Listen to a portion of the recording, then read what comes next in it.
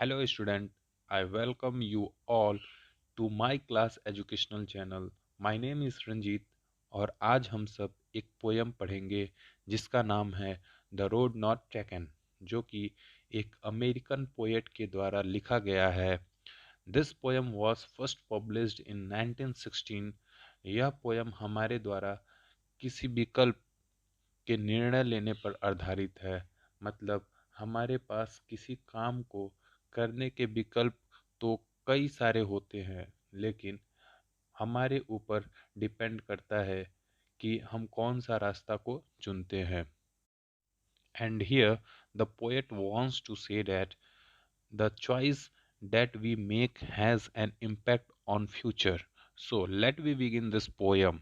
Two roads diverged in a yellow wood, and sorry I could not travel both, and be one traveler. Long I stood and looked down one as far as I could to where it went in the undergrowth. Now first of all मैं इसको हिंदी में explain करता हूँ। इस stanza में poet अपनी एक यात्रा का वर्णन करते हैं। इसमें वे किसी घने जंगल से होकर गुजरते हैं। जंगल में अधिकांश पेड़ों के पत्ते पीले पड़ चुके हैं, जिसकी वजह से जंगल पीले रंग का दिखाई दे रहा है। पोएट इस घने जंगल में आगे बढ़ता चला जाता है और एक वक्त ऐसा आता है कि जब रास्ते दो भागों में बट जाता है।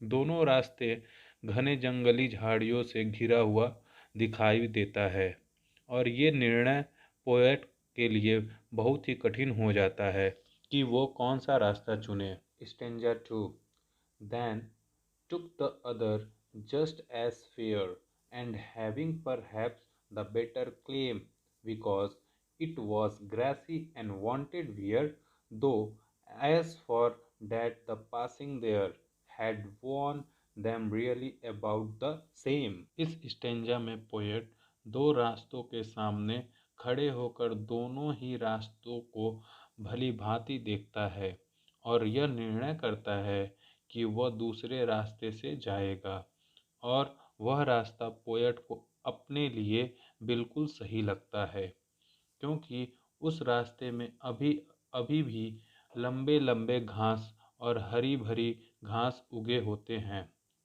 इसका मतलब उस रास्ते से अभी तक कोई भी व्यक्ति गुजरा नहीं था, जबकि दूसरा रास्ता पूरा बंजर दिखाई पड़ रहा था।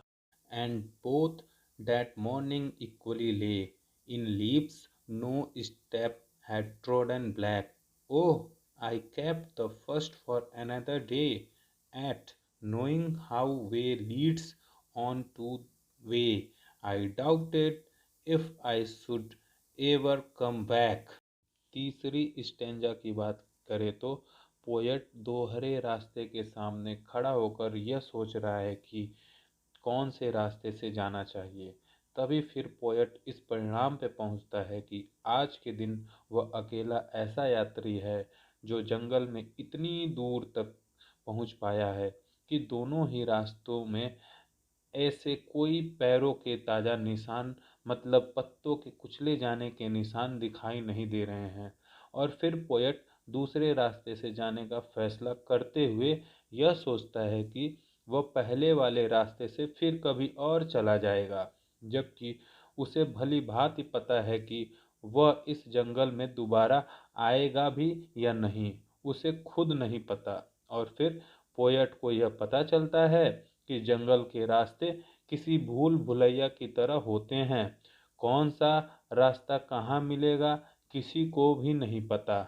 यह भी हो सकता है कि दोनों रास्ते आगे जाके एक हो जाएं। पोएट यहाँ हमें यह बताने की कोशिश कर रहा है कि हमारा हर एक वर्तमान में लिया गया निर्णय भविष्य में बिल्कुल प्रभाव डालता है, इसलिए हमें कोई भी डिसीजन सोच समझ के लेनी चाहिए। I shall be telling this with a sigh.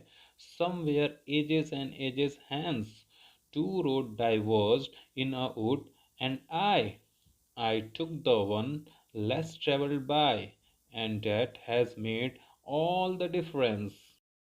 इस स्टेंजा में पोएट हमें अपने द्वारा लिए गए निर्णय का उनके भविष्य में पड़ने वाले प्रभाव के बारे में बता रहा है।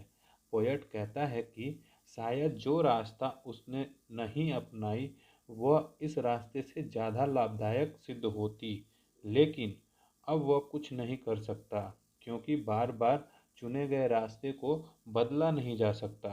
Overall, here the poet wants to convey a good message with us that what we choose that makes an impact on our future life. Thanks for watching this video, and if you like this video, please like, share and subscribe.